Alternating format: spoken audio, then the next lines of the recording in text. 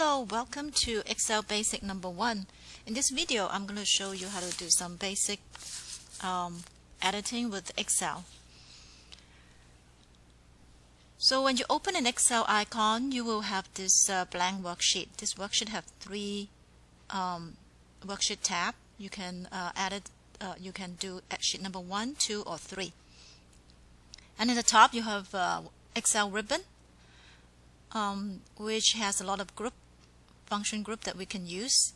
We use the group number, also editing, and also maybe fonts when we edit Excel files or spreadsheet.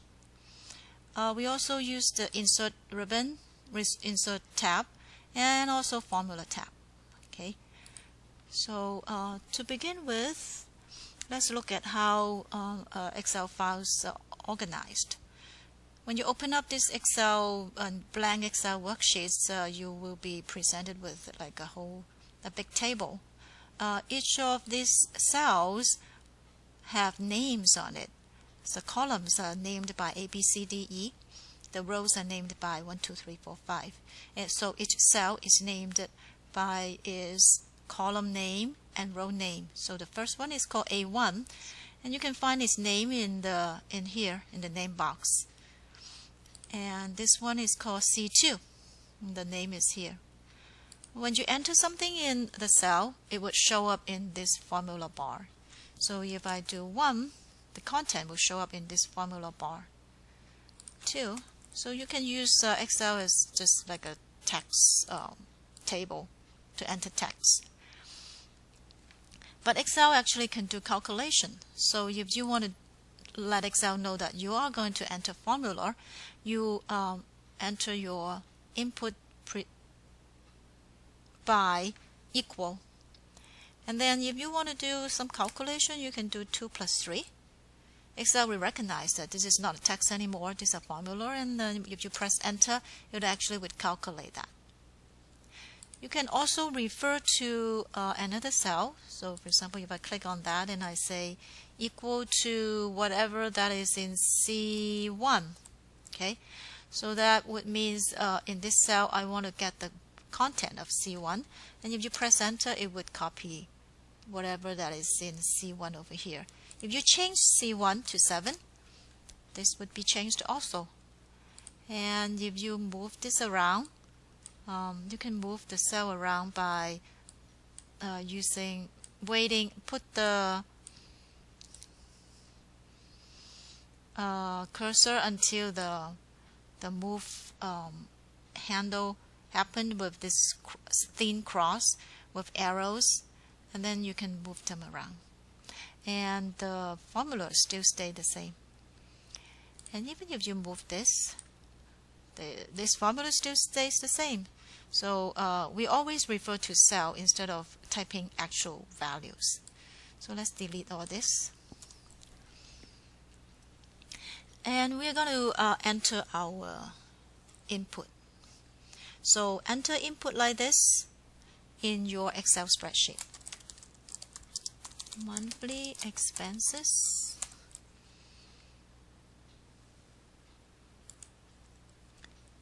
See how I enter my monthly expenses in this the first worksheet, and I have rent, food, utilities, telephone, cable TV, and internet. If you want to enter it in your Excel, you can pause the video and enter it and follow along. For the first header, because A1 is too narrow to contain the whole monthly expense, I could select both A and B and then say merge. So it would look nice like that. And the first thing I want to do is I want to find my total expense. So I entered in A8 total, and here I want to calculate all these. Now instead of using equal 950 plus 250 like that, I would refer to the cell. I would say equal and then get a sum of all this. Sum, open parenthesis, and then I select the input, close parenthesis, and press enter. So this is one way of getting the sum. Again, you enter equal sum and the formula will show up in the formula bar. The other way of calculating sum is to select the value that you want to do. Use the Home tab, Editing, and click on this down arrow next to AutoSum, and you will see a AutoSum. See how it would also sum up 1589.85 here. Now, because all these numbers actually are dollar values, so I want to change their format to with a dollar sign in the front. So I use the Home tab, the number group, and I click on the dollar. So see how the dollar sign will be added in the front, and also the number type is now accounting. You can look at what kind of, you can change them back to numbers if you want to. Okay. And the next thing we want to do is to save this. Okay, so this is our input, and I want to save this. So do File, or in 2007 use this button, and then you can save it in your USB drive, Excel Primer.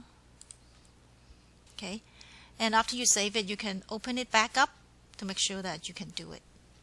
You can access your file after you save it. Okay, now after you open this app, I want you to copy the table value, because I don't want to make changes to it when I'm working on it. So I want to copy this. Move your cursor to sheet number 2 and paste. Right click and paste over here. So notice the total at the bottom become ampersand because the space is too little.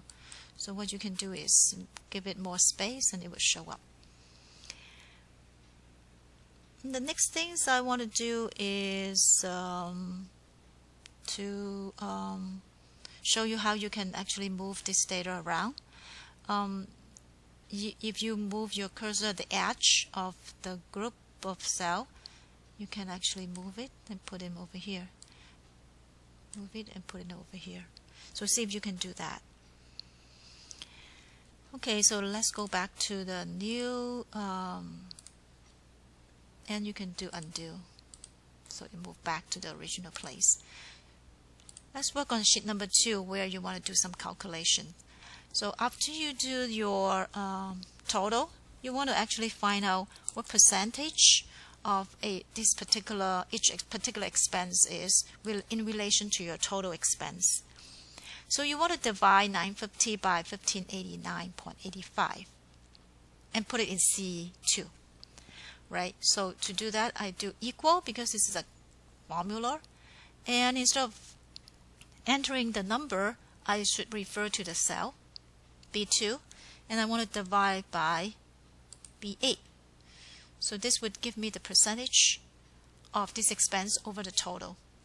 Now before I press enter, I want to press F4 to change B8 to $B8.